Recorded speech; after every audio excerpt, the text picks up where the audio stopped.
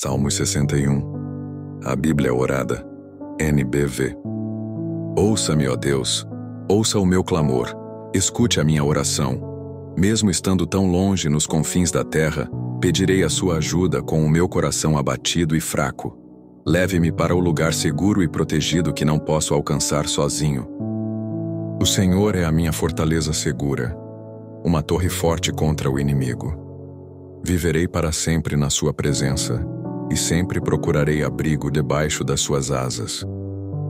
Ó Deus, o Senhor ouviu as minhas promessas e me deu a herança guardada para quem o ama e respeita. Dê vida longa ao Rei, que viva por muitas gerações. Que ele viva bem perto do Senhor para sempre. Que ele seja guardado pelo amor e pela fidelidade de Deus.